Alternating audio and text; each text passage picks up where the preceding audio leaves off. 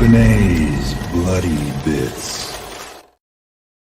Welcome to another Monday of Bene's Bloody Bits. I'm Jason Bene. He's Malcolm Harvey. Malcolm is not feeling great. He doesn't know what he has, but luckily his cooties will stay right where he's at, and it's not going to affect us. How are you, man? Yep. Sick, but luckily I'm on the other side of a computer, and this is basically resting, really. You know, it's like I was thinking beforehand, you know, it's no different than sitting and talking to the wife, really. So, except I get to talk about movies. So, I need to get to do that. You're not going to be the ghost in the machine. No.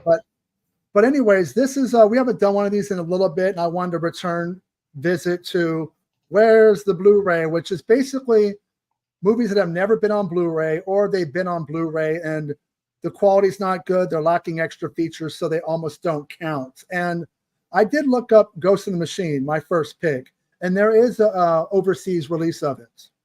German? I believe you're right. Yeah, it doesn't have a ton of extras or anything, and I feel like it needs like a Vinegar Syndrome, a Scream Factory, Arrow Video, Region 2 would be great.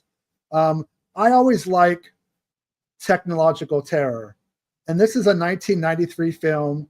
It's called Ghost in the Machine. It's from Rachel Talalay, who also directed Freddy's Dead: The Final Nightmare. And I just liked it. You know, a killer gets into a car wreck. He ends up dying, and his spirit ends up going into the computer and goes after this family. And the mom is Karen Allen from Raiders of the Lost Ark. Ooh. The effects are dated. It came out in 1993. So if you go back and watch it, it's not going to blow you away with the computer effects. But I always dug like this era of digital terror or technological terror. Like Brett Leonard did a couple films, The Lawnmower Man, which was really cool, Virtuosity with Denzel Washington. So this kind of fits that mold. Unfortunately, it's a Fox film, which means it's now owned by Disney, which means the chances of any boutique label getting a hold of it are very slim. I know Anchor Bay put it out on DVD probably 20 years ago.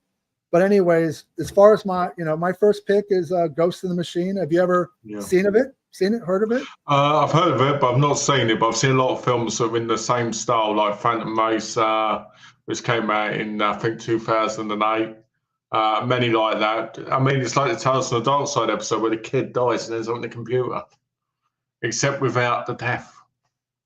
Yeah, it's a very simple premise, but it works. I like all that technological terror, even if it's more recent to do with the internet, like Unfriended or Unfriended 2. What's enjoyable is we could turn off our computers and our cell phones and not use them, but we're so addicted to our technology. You think when you're watching one of these movies, just turn off your computer. Yeah, try turning off your computer or your cell phone and see how long you would last, right? You wouldn't get very far because it's kind of part of who we are. But anyways, that's my first pick, Ghost in the Machine. Let's go. Hey, George. Malcolm's got going on for us. Let's see, what one did you pick? Oh, we've got Full-Time Killer. This is directed by Johnny To, who's probably one of the greatest Hong Kong action thriller directors ever. And it stars Andy Lau, and it stars Simon Yam, and I think it's Kelly Chin or Lin, one of them. And the other guy, I can never remember his name. But this is such a great movie because basically the Japanese guy in it, I can't remember his name. He basically is the top assassin in the world. And he ends up getting conflicted with Andy Lau's character, who's the second best contract killer in the world. And he's constantly calling him out and killing people and going after him, and end up mixed up between with this girl in the middle.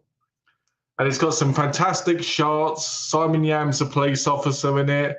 And it's just such a beautifully well-shot movie. Andy Lau's character has epilepsy.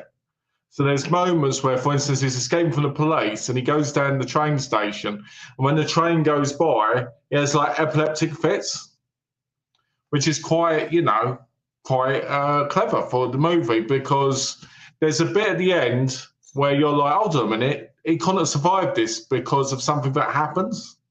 Basically, fireworks going off. But it's a well-shot movie. It's actually one of those films that came out in the days where I was renting from Blockbuster.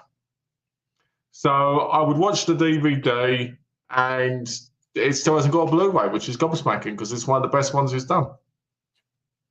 I just want to say, movie Palace of Blood, I see your comments. I'm going to get to those toward the end. I kind of have some rebuttals for most of those titles. Some of them I know what's going on with them, so I haven't ignored you. I just want to let you know.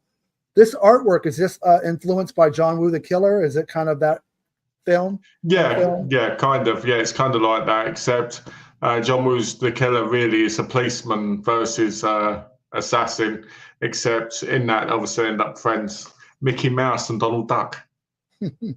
So this, You know? do you own the DVD of this, or? Yes, I do. But I it's own the one DVD. but you would love to see an upgrade. I mean, I think it sounds like these Asian films are coming out so quick that I think it's a matter of time before somebody puts It it should out. do.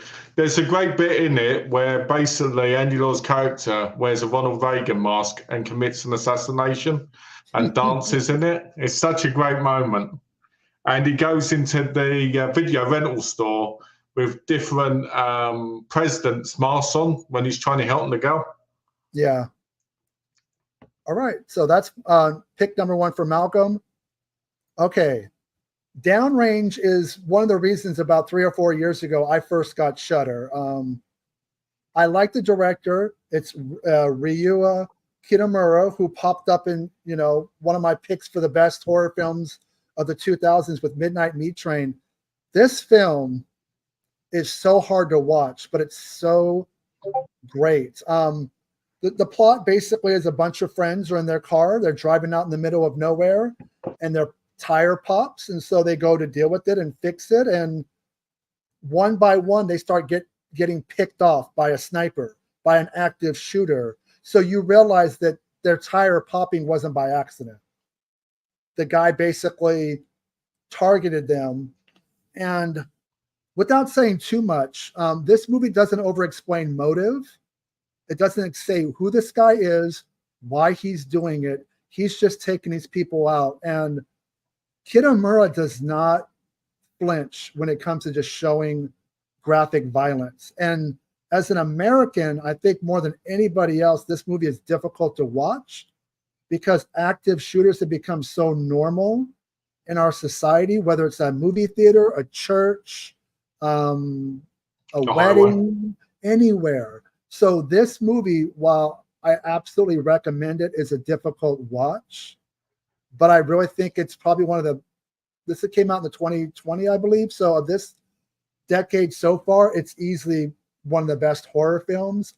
I think the good news is, as far as availability, since it's Shudder, and Shudder is a partner label with OCN Distribution, it's a matter of time before this gets put out through, the Vinegar Syndrome website. I actually wouldn't be surprised if it comes out in the next 6 months. And I will make sure I'm up at 9 o'clock in the morning, because I probably will only have 1,000 slipcovers and will be out of stock in like 4 hours. This movie, masterpiece, but very difficult to watch. It's not a feel-good film, but it is a great one. Have you seen Tower Block, the British sniper movie, where he's shooting them in the block? Like he's sniping them from the block across the road. It's a really good movie. You should check it out. And the ironic thing is, Uwe Boll is not known from great films, but the one film that I did enjoy from him was called Rampage, which was very similar, where the guy's got the Kevlar outfit, which basically makes him almost practically bulletproof, and he goes on a shooting spree. I actually caught that at American Film Market in Santa Monica, California, probably more than a decade ago. And the funny thing is, the guy that sat next to me to the left was Tony Timpone, who at the time was the editor of Fangoria. So I got to talk to him. But anyways, Downrange is absolutely vicious, but amazing film. But proceed with caution. Tower Block over in America is released, I believe, by Shout Factory. but another one of those very difficult films to watch. Oh, it's not too bad. This one is coming out in the Disney Family Bundle. Exactly. So anyways, Downrange, absolutely amazing film. Let's go to Malcolm's next one. Sorry, I couldn't get a better image, but I think we got the point. This looks like the artwork of the last film, but it's not the last film. Does it? Do you recognize which one this is? I want to say it was a one-word title. You must know what it's called. Yeah, I think that's the one it is. Because I'll double check the artwork for the other three are boom, boom, boom. So yeah, there you go. Oh, Score. That's it. It's Score, which is a Japanese movie, and basically it's a better version of Reservoir Dogs. So they start off by robbing a jewelry store, and they're supposed to be meeting up with the boss at this warehouse that's basically been closed down, like this warehouse / factory. And it starts off with them just arguing, just being there. Then you've got this Bonnie and Clyde style couple who also rob people, and they notice one of the guys who's trying to do something, so they decide to go and do it. So they get involved, and then unlike Reservoir Dogs, it becomes like this massive shootout, and you get people getting shot in the guts and walking around. You've got blood spurting everywhere, people running down the stairs, and because it's in Japanese, it's like even more vicious the way they're kicking and talking to each other, they're screaming, and the guy on the cover, his name is Chase, and he's basically this like this greatest thief guy, and he's constantly trying to figure out what's going on, and he's constantly people trying to set him up. The boss eventually turns up, and it basically just becomes this massive fest of blood and gunplay, and it's just a really good movie.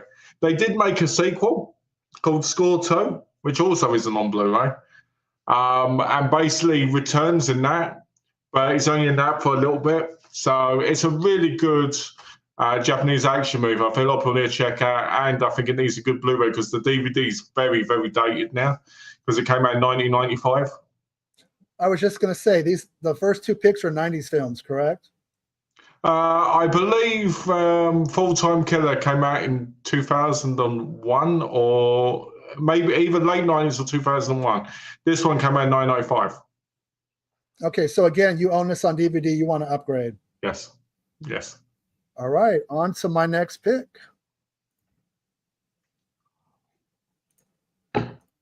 Candisha. This is another Shudder exclusive. So like I was saying on Downrange, expect this probably in the next year to come out through OCN distribution through the Vinegar Syndrome website. This also harks back to another one of the directors of Inside, which is my favorite horror film of the 2000s. But this is kind of like their version of Candyman, but it's got like a Moroccan twist to it. And the whole setting is very much like in the ghetto. So it's like Cabrini Green in Candyman, right? A lot of graffiti, like a little bit of a rougher neighborhood. And this girl seeks revenge on somebody, and they summon this spirit of an evil woman, kind of a la Candyman, say his name 5 times. So you see the connection, Bloody right? Mary, all that stuff, yeah. But it's totally vicious, super gory. It just aesthetically looks different because of where it's shot and the filmmakers. It's kind of like like I said, it's a Moroccan female spirit. So kind of, I don't know if it's like a djinn on that style, but again, this is one of the reasons I signed up for Shudder when I did. It was movies like Downrange, Candisha. Some of their other titles didn't keep me interested. It was these films that were like, I'm not sure if they were true original Shudders or they were shot overseas or whatever, and they acquired the rights to them. But this movie, I know it's going to happen on Blu-ray, so it kind of makes me happy. Unlike Ghost in the Machine, who knows if it will ever happen. But I feel like this could have a beautiful slipcover as well. Yeah, I really think by the end of the year, Downrange and Candicia are going to come out. Shudder has already put out some newer films that came out after this, like A Wounded Fawn. All their titles have done well because, unfortunately, OCN's done the FOMO with the slipcovers, and this is going to have a beautiful slipcover when it comes. So will Downrange. They'll probably do Elevator Game, which was on my list, but decided to keep it off for this time. But have you seen Candicia? No, I haven't, but I've seen Elevator Game, and it was appalling. Okay, Elevator Games are falling, but this one It's is horrendous. But I haven't seen this one. Now, this is actually a very good film. It's not going to be one that's on the lips of most people that subscribe to Shudder. Just a sneak preview. Malcolm and I have a next Monday. We're going to have a lot to say about a certain Shudder show or program that's very popular that might not make people happy, but we're here to speak our minds and our opinion. And we're going to talk about The Last Drive-In with Joe Bob Briggs. And let's just say we're not big fans. And we're going to leave it at that tease. And we're going to move on to Malcolm's next pick and make that real quick. About Shudder, is if you ain't a subscriber over here, a lot of the movies are not actually released here on DVD. So sometimes you just can't tell. Do you know what I mean? Like that one, it's not released over here. When I pulled this artwork, I was like, okay, 2 hot women on the cover, a gun. I see a theme. All your picks have guns on the artwork. Go ahead. Okay, so Naked Killer, probably the greatest category 3 film of all time. It was directed by Wong Jing, or if Phil want to get, probably it's Jing Wong, because they always say it the other way around over here. So it stars Ching Mo-yor, it stars Simon Yam, it stars Carrie Neg and Ching Mo-yor, the 2 women on the cover. Interesting quick fact, Ching Mo-yor, the one who's naked, was my first, person. First wank? Your first wank person? She was my first wank person. To this day, I'm still in love with the woman. So this film basically starts off, and Ching Mo-yor plays Kitty, who's this girl who basically gets trained as an assassin. She falls in love with Son Yam, who's a police officer, and it becomes that deadly thing. Well, Carrie Neg and her lesbian lover, who I've got to say, it's a great pair on her, by the way. She, because there's this whole music scene where Son Yam and Ching Mo-yor character Kitty have sex, and Carrie Neg's watching it from a sniper rifle, and she gets so excited she starts having sex with her lesbian lover. But they get Kitty gets taught by an older woman who also taught Carrie Neg's character, and they all end up going against each other at the end. The assassins are brilliant. The score is brilliant. The cinematography is beautiful. It really brings out the beauty of the women. It's bloody. There's horrible violence in it, like a man's testicles being ripped off. There's all sorts of things, right? And this is one of the great ones out of it. But I feel this came out in 1992 as well, by the way. So it was quite close to the 80s in that sense. And yeah, there was a lot of movies that came out after this that tried to replicate it, which didn't do as good, but also had some great moments in them, but they just could never hit the highs of Naked Killer. I have no idea why this isn't on Blu-ray, since it's the best category 3 film of all time. In this sense, the word, because most people say Untold Story and Ebola Syndrome, but when you classify assassins and stuff, this is the top one. It also started the whole movie series, which then went on for like 5 movies with a different title, with Simon Yam and Ching Mo-yor, called By an Angel, which is, I guess I should say, great By an Angel series, which lasted 6 movies, except they had different people in each one. I mean, speaking of, category 3 and Ebola Syndrome, when that came out with my subscription, I was the happiest collector in the world. That one with the Renee Cardona collection, I was just like, man, that's why you subscribe, man. But before I forget, please like, share, and subscribe to our channel. It helps. It makes a difference. The algorithm's all about it. So this is the 3rd movie I've never seen. I don't think I actually seen any of the 5 films you recommended. But this is Oh. category 3 based off of the violence, correct? Yes, Got it. a lot of us. I would expect this. I would have expected Vinegar Syndrome to release this, but there must be a reason why it's not been released on Blu-ray. It must be a copyright issue. Can't remember it, but I have seen it. Naked Killer. It's a good film. Malk, I thought your first wank was Whoopi Goldberg and Sister Act. No, that was his second wank.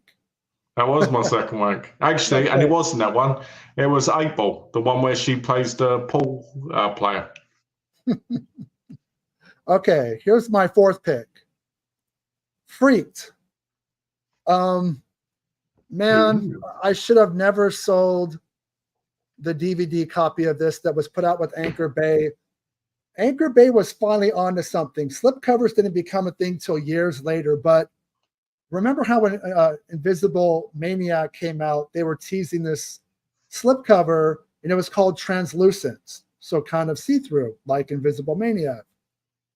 The original Freak DVD, of all things, had this really great translucent slipcover with Randy Quaid on it. I made the error of trading it in, like I did a lot of my DVDs, thinking, okay, a Blu-ray is going to happen. Well, just like Ghost in the Machine, this is a 20th Century Fox film, which means it's now owned by Disney, which means a Blu-ray is probably never going to happen unless Disney gets off their ass and puts it out. But this, just the cast, you got half of Bill and Ted, Alex Winter, you got Brooke Shields, Randy Quaid, Mr. T, and it's kind of like, imagine Todd Browning's Freaks, but we're in the 90s. So instead of a black and white film, it's colorful. Yeah. All the makeup effects by Steve Johnson are great. Every freak looks different. There's even like a part in the movie where they do claymation, and basically, Randy Quaid's this mad scientist and he has all these freaks, and it's just a totally unique film. Yeah. I don't think there's many films like it. I kicked myself for selling the DVD. Perhaps overseas rights will be different, and I could see maybe an Arrow putting out a Blu-ray of this, if anything. It's a favorite. It's a 90s. It's campy. It's underseen. It's underrated. It's one of my favorites. It's top of most people's Vinegar Syndrome list.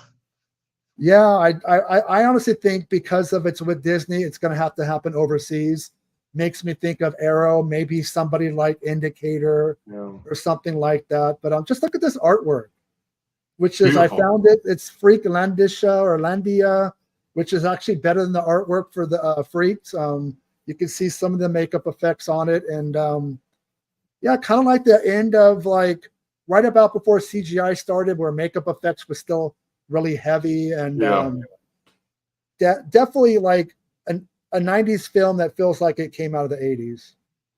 It's funny, isn't it? How these films kind of just disappear, and they just don't think. Because I remember this being on TV when I was younger.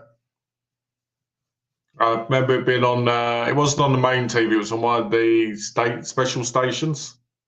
Yeah. And it was like a VHS rip style kind of thing. So it was like real cheap one. Like those movies for men style, those ones that are kind of like free. And I don't remember much about it, but I remember it being really fun. And I would like to see it again. I don't know if they probably did this on purpose because it's a 90s film, and then Goosebumps television show came out. He looks like, what's his name from Goosebumps? The wooden dummy that's in the film. Oh, Happy? Is that Happy? I'm forgetting it. You know what? Feel free to look it up because I have Slappy. Slappy. There you go. There we go. From the television show, Slappy. From the movie. By the way, the reboot of Goosebumps on Disney Plus, if you haven't seen it, check it out. It was great. They brought back Slappy. It was really well done. I know, long live physical media, yada, yada, yada. There's nothing wrong with streaming. So anyways, on to Malcolm's next pick. And here we go. Oh, G2 Mortal Kombat, as in with a C. Okay, G2 Mortal Kombat stars Daniel Bernhardt, James Hong, and the twins. I don't know the names, but they're in quite a few different things. They're in Wishmaster 2, in the prison, those twins. Not the Barbarian twins, right? No, not the Barbarian twins. These were like two Asian twins, and they were like martial arts style twins. So basically, were in this. They were in Gladiator Cop, and they were in Wishmaster 2. You know, with the top dog guy. I don't know their names. Which took place in prison, right? Part of the movie. Yeah. They're two guys where he says, "I really wish someone beat me down," and it's them two kicking him in the face and that. Anyway, they're in this, and basically, the other plays Alexander the Great, and Boris plays Genghis Khan, and 1,000 years later, they're all reborn, and he's got to fight them all.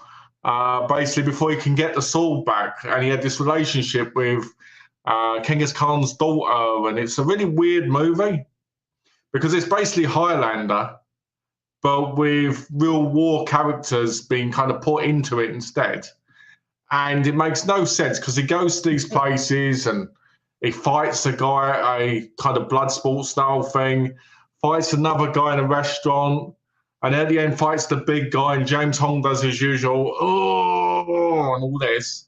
And it's a really cheap movie, but for some reason, I absolutely love it. And to this day, I would love to see a proper deluxe edition of this movie released because I think it's a lot of fun.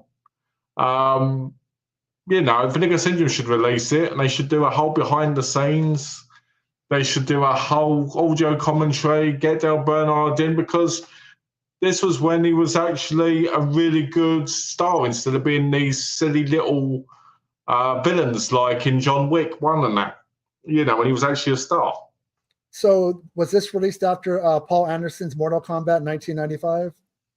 I think it was released before. Okay. Let me have a look. So it's probably playing. Do you think it played off the popularity of the video game, or is that just coincidence? No, it basically, I believe it came off of Highlander. And you got to remember at that point, Mortal Kombat was a video game. So it probably came together. But does it have a soundtrack by Queen? No. It did. It did come out after. Came out in 1999. And it doesn't have a soundtrack by Queen like Highlander did, which... Also, the other thing is Daniel Bernhardt was actually in the TV series of Mortal Kombat. I believe he played Raiden.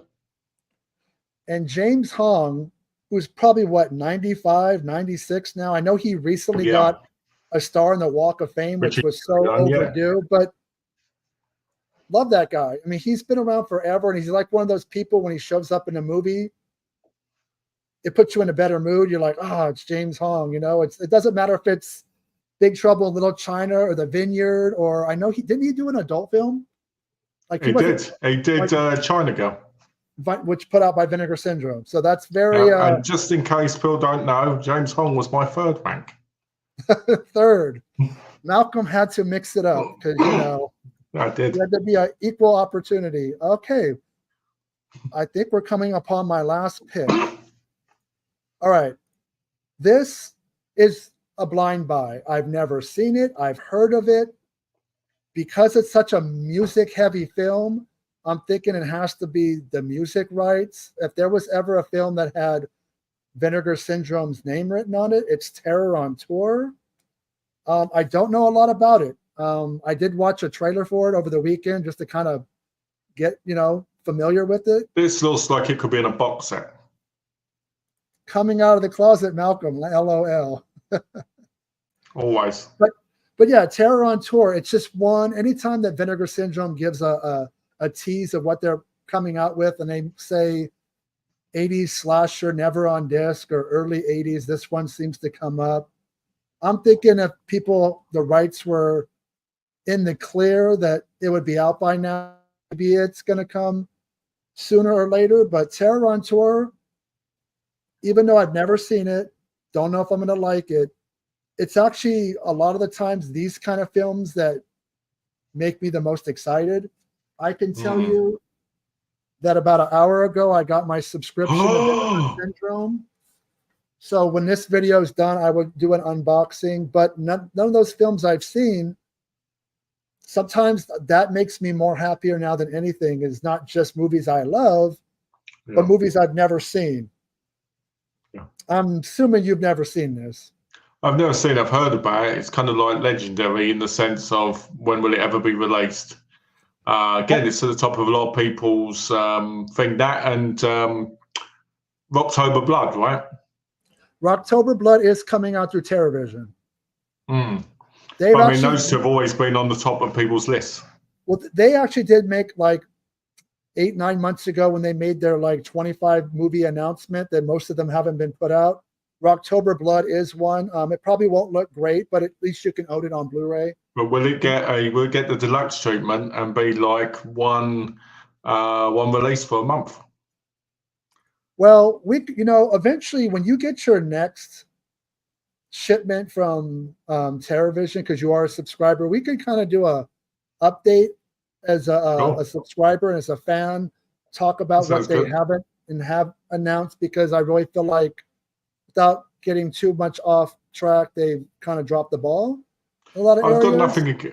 All I'm going to say about it is this for the time being. I've got nothing against TerraVision. I just wish they'd release things consistently. That's all I wish. For the most part. Just get on a better, more structured release schedule. Yeah.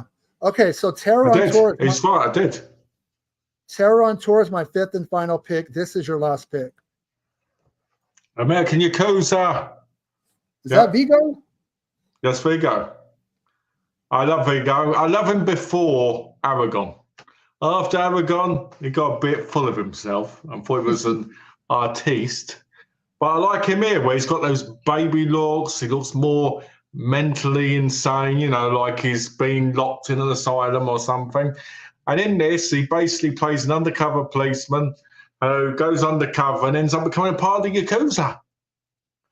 He ends up friends with the main Japanese guy, which is in Blue Tiger and in the sequel of this, which technically isn't a sequel. It's kind of like another movie of American Yakuza with Michael Rooker, where it's basically the same kind of story. And it's very different, but it's the same kind, about brotherhood and them sticking together. And that's the guy on the right? The guy on the right? Yeah, the guy on the right. Yeah, the guy on the right. He's also in Blue Tiger, which is basically about a woman who wants revenge for a child's death. I know, because I bought all three of them together, and they would be a nice box set. And Viggo Mortensen basically, one day the place he's working with him gets attacked by the mob. He fights back and helps them, and he ends up slowly going up the ranks a little bit. We've got Chosen from Karate Kid in there.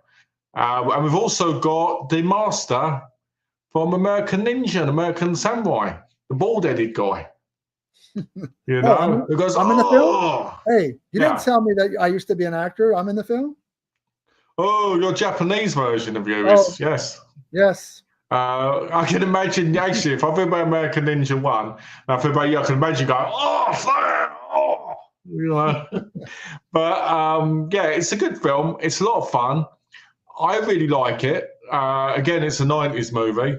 And this was when Viggo Mortensen actually felt like he was, I don't know, these type of movies, even though most people forget about them, they kind of have more to them than the average big budget movie that we have today. They just feel like they've got more, more realism to a degree, even though they're not realistic. Do you know what I mean? So I would like to see this on Blu-ray. I would like to see Blue Tiger on Blu-ray, and I'd like to see American Yakuza 2 on Blu-ray in a 3-way set. So all 5 of your picks are movies you own on DVD that you would like to see on Blu-ray. Yes. Well, so if anybody came in late, let's just do a recap. I'm going to do my top 5 picks of Where's the Blu-ray. Ghost in the Machine from the director of Freddy's Dead, The Final Nightmare, Downrange, Brutal, Violent, Candisha, Freaked, Terror on Tour, Malcolm. Malcolm's has a theme. We're talking 90s, early 2000s. A lot of bullets. There's like almost a gun on every single artwork here. But that's our Where's the Blu-ray? I do want to get back to. All right, Movie Palace of Blood had a lot of comments. Okay, so let me just take these one by one.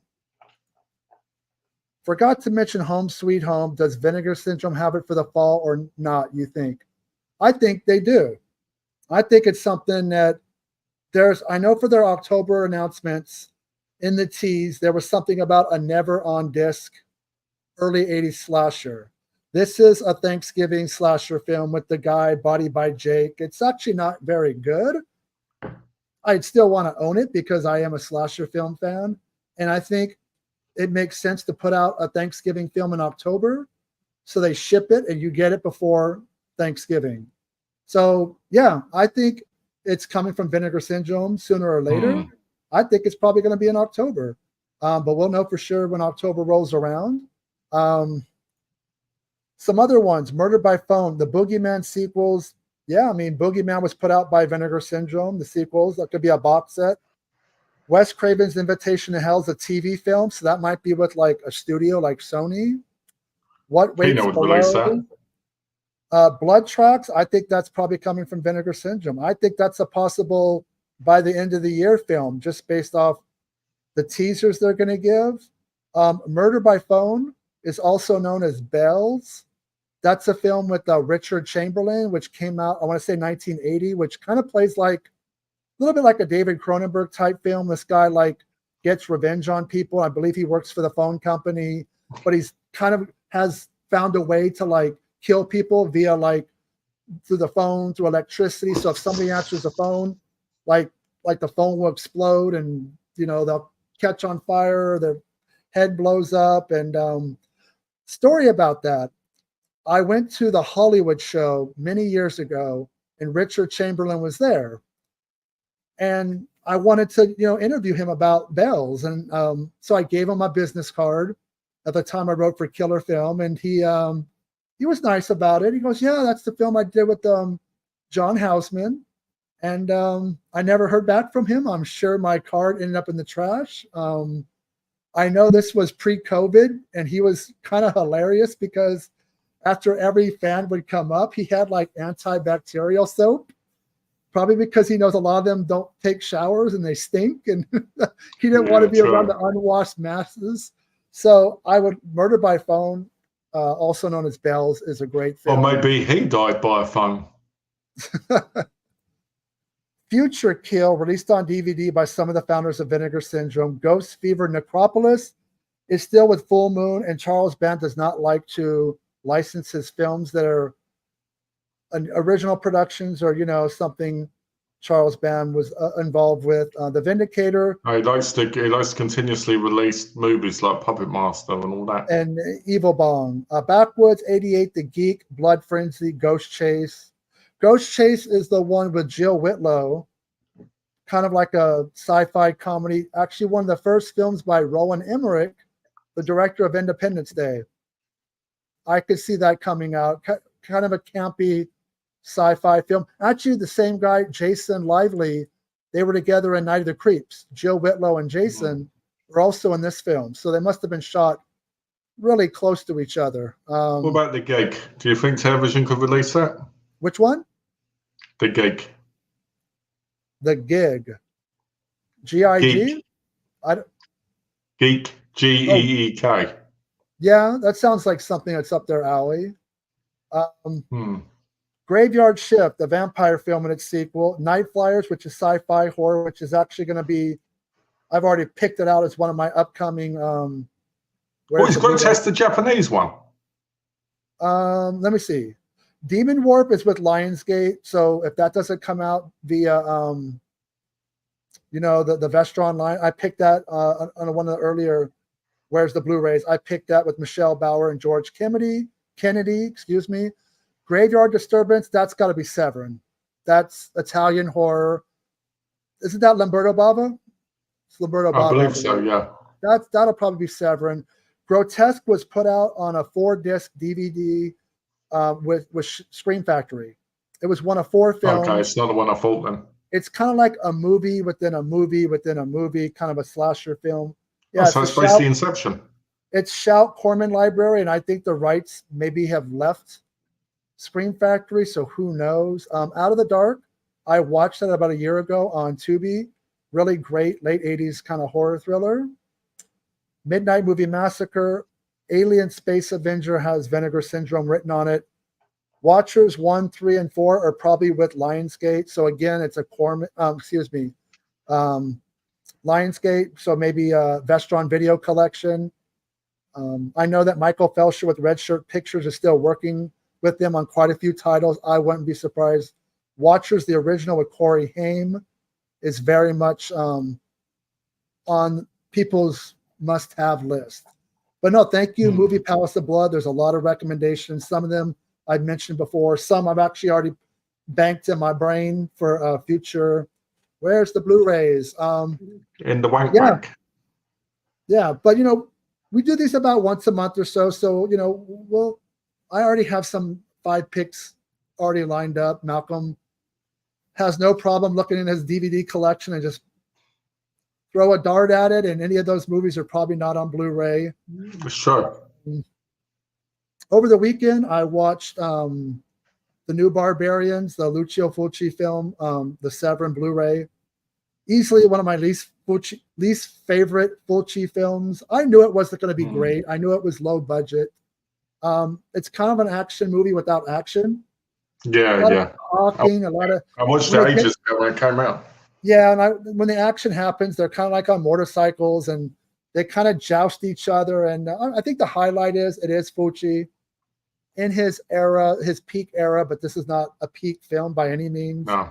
You got Fred Williamson, you got Al Cliver. So yeah, I liked it for the nostalgic factor, but it's not very good. And then I watched the Kino Lorber Blu-ray of Jess Franco's Sinner, Secrets of a Nymphomaniac, and actually it played like you would think a Franco film would be. A lot of nudity, but they actually had a good story in there too, because they were reading from this girl's diary and kind of backtracking and recounting, this girl's tough life and how sex and love, whether it was with men or women, didn't really make her happy. And no, actually a well done Franco film. I recommend it. It's not overly on the close-ups because Lino Ramay is not in it, so you don't get Bush in your face for 45 minutes. No Lino Ramay, no boy. Which is not a bad thing, but sometimes you're like, dude, step back a little bit from the camera and actually tell a story. So that was my weekend viewing. Also, I was late to the game on Netflix. I started watching The Sandman, which is based off the DC and the TV series, right? Yeah, it's a Netflix series, 11 episodes. I'm 9 episodes in. I have no reference point as far as judging it on anything, and it's damn good, man. The production value, the acting, the story, basically the Sandman being the master of like dreams and nightmares and how his world gets taken away from him, how he tries to get it back. I mean, there's more to it than that. It's actually a very nuanced and very you have to stay on top of the story. Like there's a lot going on. But anyways, that's my little recommendation for streaming. I always like to balance out physical media and streaming. What did you watch this weekend? I watched Poison Ivy 3. Is that with Alyssa Milano or no? No, that's number 2. This one's the one with Jamie Presley in. And boy, was she fit in that. She was bloody hot in that. Oh, dear. If anybody hasn't seen it and you want to see a nice pair and a nice round butt, you watch that movie. I actually thought it was really good. I love the fact that she's... I have to cut you off. A nice rumper or ramper? Did she ramp you up or what? She ramped me up all right, I tell you. Wait, I want to... let me get these real quick, Malcolm. Sorry to cut you off. Again, I do apologize. Do you like slasher movies? I love them. Malcolm? Yeah, of course. Who doesn't? Pick up the latest from Second Sight, your next great movie. Your next is great. Your next just came out. You know why I'd love to see hit Blu-ray Poverty Row B Westerns. The genre has been neglected far too long with many fascinating characters and exciting films. It's time. Westerns, sex comedies, erotic thrillers. Those are the 3 most neglected subgenres. Have you seen Alien Romulus? I do recommend watching at the cinemas. I love the movie. I did not see it. From what I've heard, it's great. A lot of people are putting it right behind Alien and Aliens. I think the one drawback that I am hearing is maybe there's too many nods to the prior films. Yeah, there is. They Apparently didn't need it, and I felt like maybe Fede Alvarez, the writer-director, did it because he was just so damn happy that Ridley Scott allowed him to direct it. That happens with movies. Sometimes there's over nostalgia and kind of, if you could just make your movie, like there's a scene in Trick or Treat, the great Halloween anthology film, where the guy takes Sam, the little small Halloween candy snatching guy, they take a shotgun to him and he grows back his limbs, and the guy goes, "You got to be fucking kidding me," which is obviously a reference to John Carpenter's The Thing. Sometimes that it takes away because you're like, your movie was so great on its own that it didn't need the extra. But anyways, did you see Romulus? No, but I've heard a lot of people say it's too many nods. Okay, get back to where you were. That's what most things are now. Okay, Poison Ivy 3.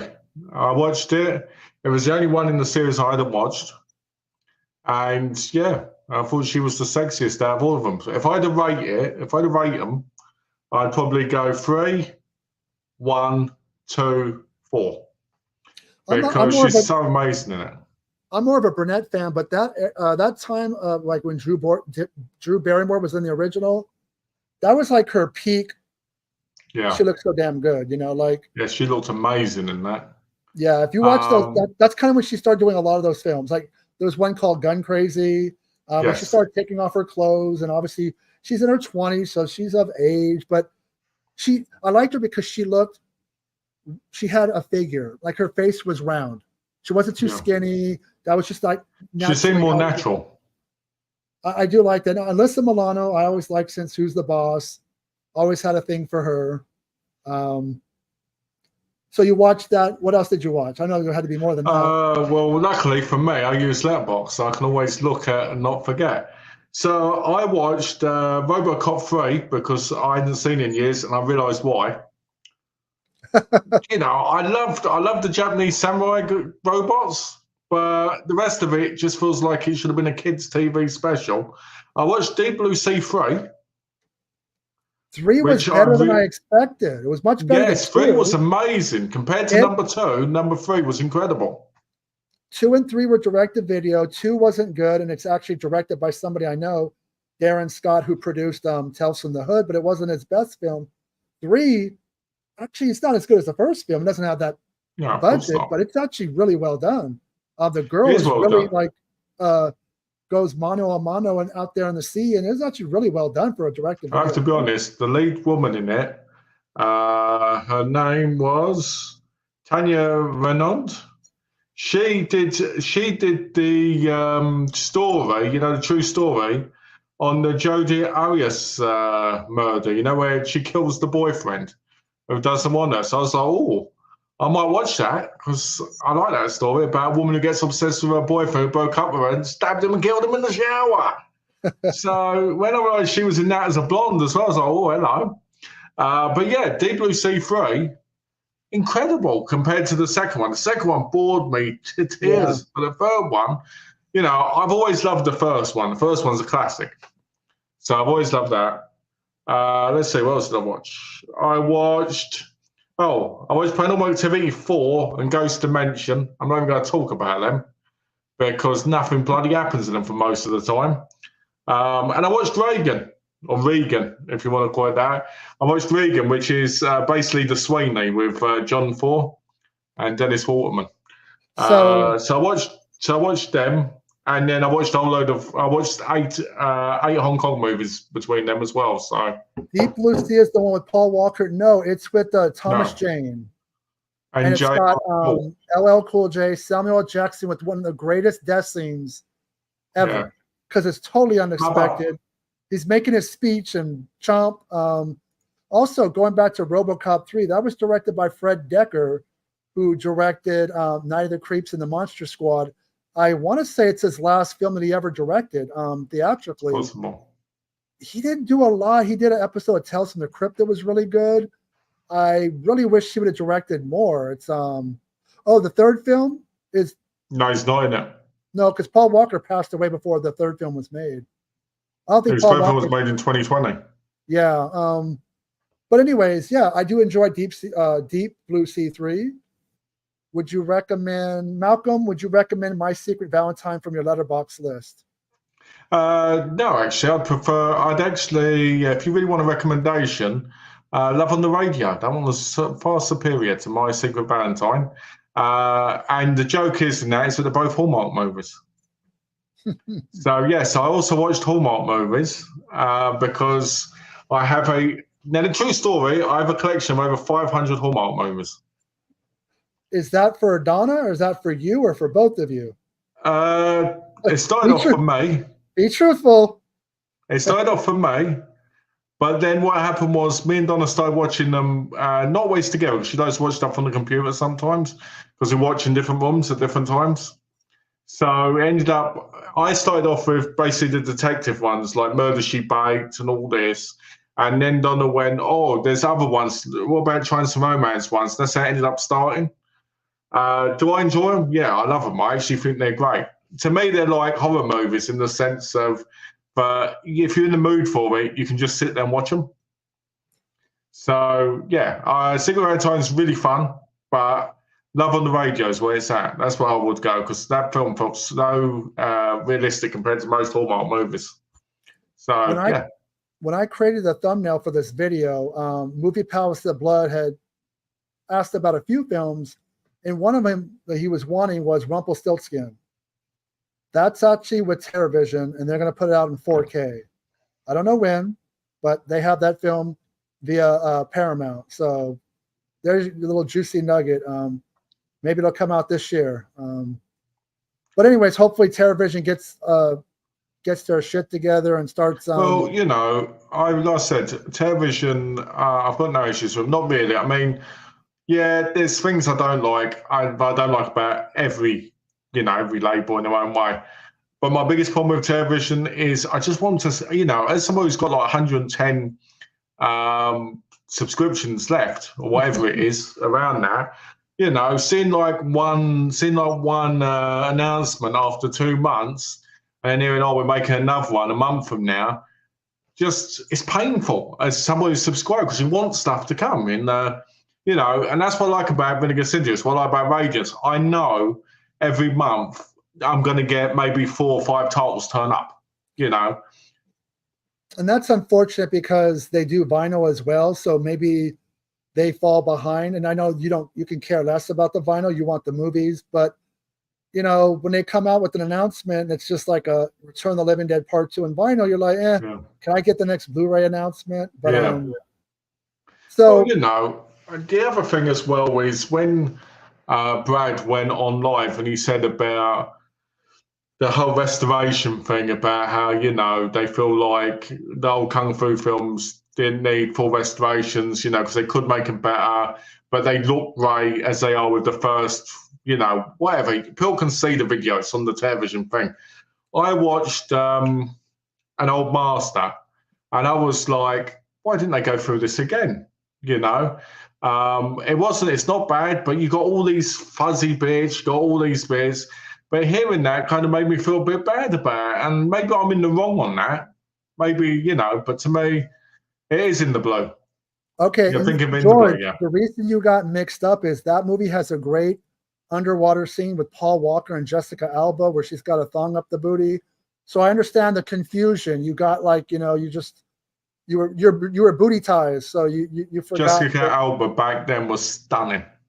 My big thing with I think it was great he did the video, but I don't like the fact that you can't do videos to talk about what's going on, but when somebody calls you out on picture quality and restoration, how quickly you're able to get on a video by yourself and defend it for 30, 45 minutes. Whereas even if it's a soft announcement, even if it's how hard is it for somebody to take the slipcover of something that is coming out, get on a video with someone like me and you. Yeah. I could put the slipcover behind my head here and give the visual aid and make it something really cool. I just think Well, in that video, he said they had like 14 or 15 movies done. Right? Where are they? Where have they been announced? Because even if you're not going to be, if you're not going to release something for like a month, you can still mention it and say, oh, they're going to be released this time. Because, people go on, because they posted on Facebook about it, now's the best time to subscribe because of Frogman, right? Is it Frogman? Yeah, let me get worked up over this movie I've never heard of. It's a shot on video new film. The chances of it being watchable are not very good. Sorry, to say that. But the problem with it is one title being announced wouldn't encourage me to sub, because I'd be like, okay, when's the next one? Going from 4 or 5 titles being shipped every month to 2 months to becoming 3 months before you possibly have one. And I'm not going to want them to send me just one, because I'm going to have to, because the shipping and everything. So I might have to wait like 2-3 extra months before I go, okay, send them all to me. Do you see what I mean? That's the stuff that annoys me. Well, Malcolm, save your venom, because we will do a video on TerrorVision or Terrible Vision, whatever you want to call them, because them and along with Cauldron have kind of like dropped the ball as far as getting these things out. Next Monday, I talked about this earlier. Malcolm and I are going to be talking about The Last Drive-In with Joe Bob Briggs. Our thoughts. Be open-minded to the video. We're going to be, I'm very much of, you should be able to speak your mind, pro or con, whether you like something, as long as you do it in a structured way. It's, it's education, it's educated opinion, but, it doesn't have to agree with the mass out there of the quote unquote mutant fam, whatever. I have my opinions. I've been thinking about this video for a while. Thought maybe I shouldn't do it because I'd lose subscribers, but that's not the reason to do a YouTube channel. It's for subscribers, to be honest with you. It's to... Well, you won't lose subscribers, and I'll tell you why. Because they're all thanks to me. They love me. Hey, my thing is we should be able to speak about whatever we want. And this is the topic. And so we'll talk Shudder. We'll talk, Joe Bob. I can say a lot of negative things about Shudder. Monster Vision, Shudder, Last Drive-In, Darcy the Mail Girl. There's a lot of things to discuss, but that will be up. I'll have the thumbnail and the video preview up. Will be on next Monday. Are we going to do 2 o'clock? Yeah, we'll do 2 o'clock. We'll do 2 o'clock. Thank you, everybody, for commenting and watching. I'm going to go. Malcolm's not feeling well. We need to let him rest, and we will talk to you guys soon. And have a good day. Thanks, everybody.